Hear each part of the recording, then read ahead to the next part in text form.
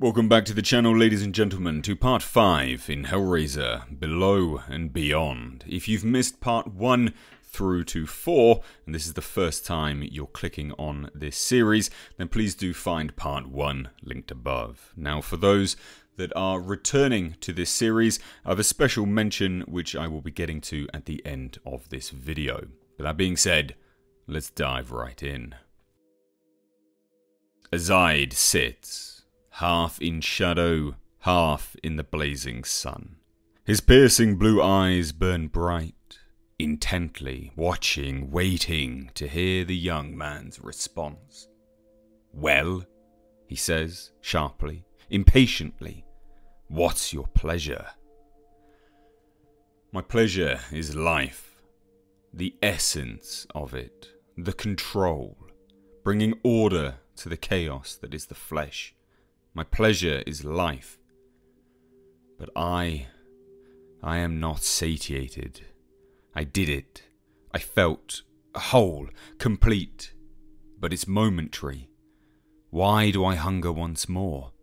Was she not enough? I silenced her pain. I brought order to her chaos. Why?" Azaid leans back into the shadows. We see a sinister grin begin to appear as he does so. "Oh no, my boy. The child was not enough. Most certainly not enough. They have a hunger that is so ravenous it nearly consumed them. It is far older than yours. It is far deeper. Their hunger is what runs through you now. You are what calls the bell, the harbinger of their arrival. For when the bell tolls, they will take the souls you have prepared for them. But hell is a cavernous place with many, many mouths to feed, all clawing at a way to come through.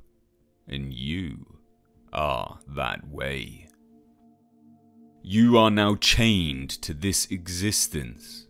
Your hunger and theirs coincide, intertwined like the roots of a tree, a symbiosis, if you will. You will live long in their servitude, just as I have, just as Zafran before me." The young man, he just stands there, the world revolving around him, slow, steady. He hears a pulse. His own, perhaps. The sun burns down on his face. Is he dreaming? Is this real? All these questions race through his thoughts as he stands there, and then his feet, as if possessed by some unseen force, begin to move. "Don't run, boy! You cannot outrun this. I've searched for you for years to find someone with the hunger to replace me at their side. This is not something within your control. Everything in your life has been moving towards this moment like a river, rushing towards the edge of a waterfall. Your heart, it pounds. I know it. I feel it too. You want to run. We're on the precipice of something far grander than you could ever have accomplished in your life. You are now a part of the infernal machine. Don't shun this, boy. This is a privilege. This is a gift." As Azaid says this to the young man, he holds out his hand, offering this new existence to him. "Accept your role in the machine, boy.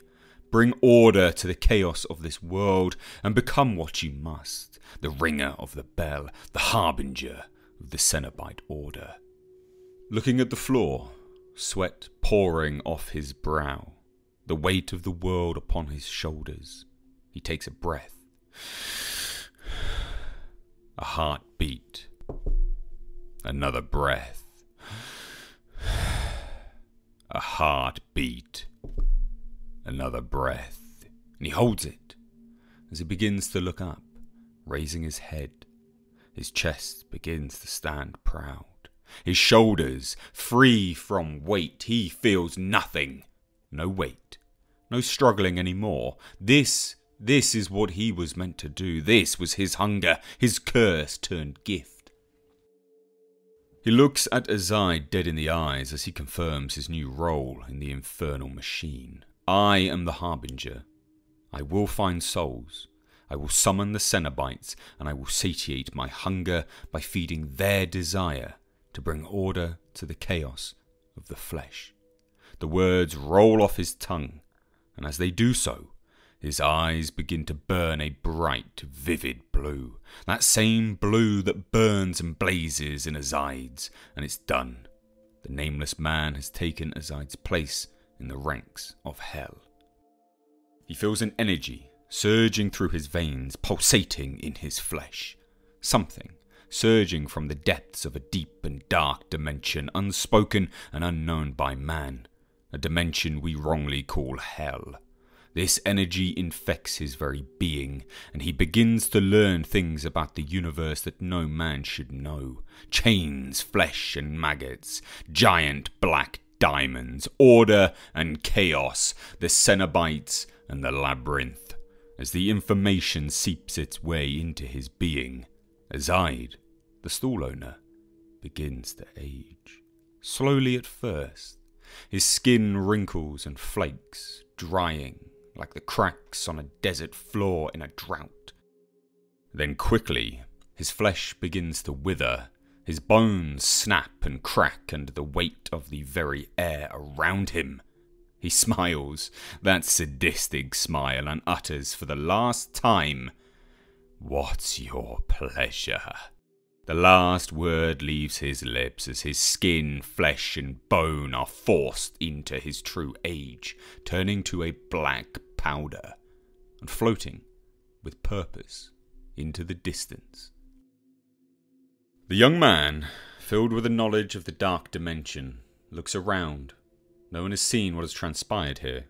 The stool sits before him, Azide's stool, where he had sat for years, claiming the souls of the Thamud people on behalf of the Cenobites.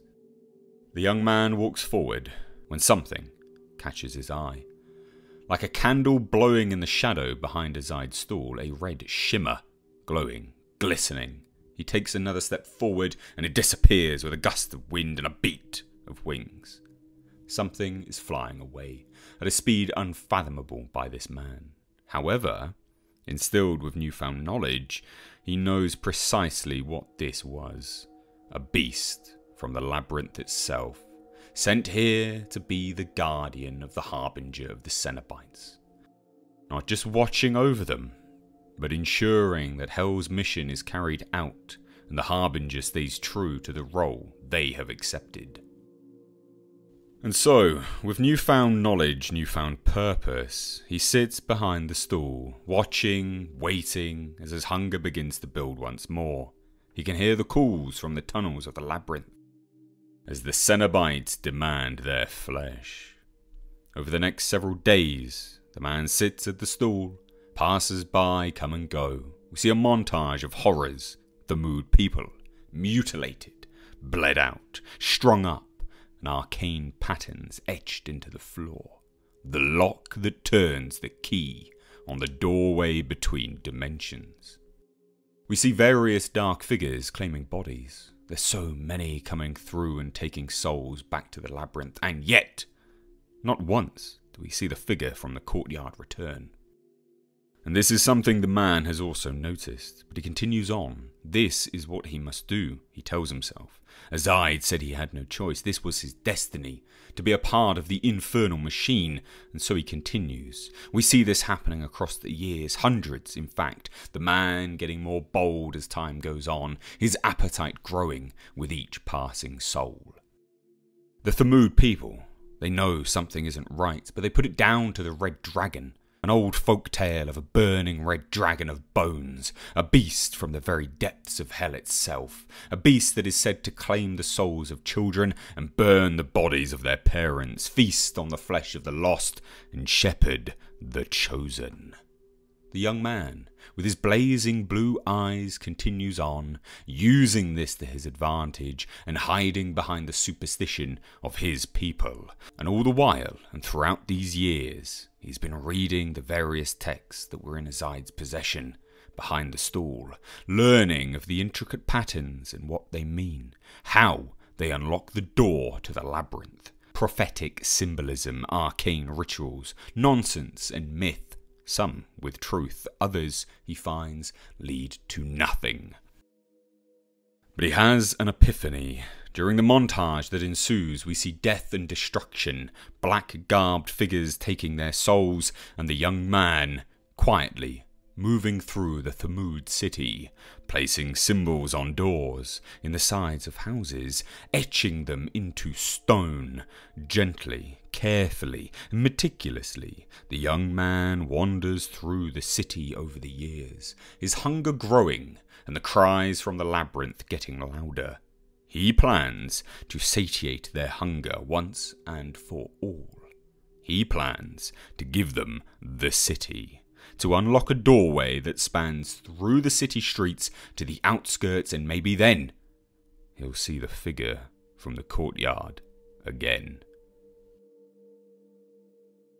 I hope you enjoyed part 5 of Hellraiser Below and Beyond. Now, I said at the start that there was a special announcement at the end for everyone that has been watching up until this point, so please do bear with me. This is completely unscripted.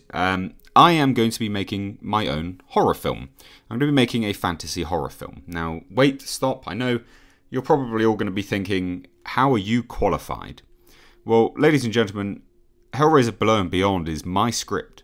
Now, there was a reason why, in episode 1, I didn't bother to tell you who made it. And the reason why I didn't tell you it was mine is I didn't want you to go in with any bias. I wanted to basically, I had an idea for a script, I put it together, and I wanted you guys to judge it, basically. I've been told many, many times across the years when I've reviewed things, if you think you can do better, do it yourself. And I had an idea, and I genuinely thought I could do it better than all of the unmade Hellraiser scripts that I have been reading of late. And it seems that you guys thought so too. You've really enjoyed this. So I'm really proud of myself, and obviously I'm really, I'm thankful for you guys for enjoying it. But that does lead me on to the next thing, is that I am going to be making my own fantasy horror short film. Now, I have a GoFundMe set up. It's linked down below in the description box and in a pinned comment. It's the amount that is targeted is £25,000. It's not actually that much. It will probably, that amount will probably make about a 10-minute short film. So I really hope that we can hit that target and go above and beyond that as well, actually. But I understand and appreciate it is, it's a lot of money, but I think accumulatively, even if, there's been about 4,000 people that watch these particular videos. Even if, half of you donated £20, yeah, that would hit a reasonable amount of this target. So I really hope that we can work together and accomplish this. There will be special updates for those that do become a backer. There's a reason why I didn't go for Kickstarter and I went for GoFundMe, because no matter what amount is accrued, I will receive it. So the idea is that if I don't hit £25,000, which I really hope that we do, then I will still be able to make something. So whatever amount I hit will be the budget and will be determinant of what I make moving forwards. Now, it's not going to be a Hellraiser short film because that IP is owned. I can't do that. And I also want to make my own. I want to make a fantasy horror film. Think Golden Axe crossed with pure dread and horror. That's what I want to make. A Conan-esque horror film. So anyway, guys, thank you so much. Please do check out the GoFundMe down below. I already have some names attached, which is on that GoFundMe page. But thank you so much. Take care.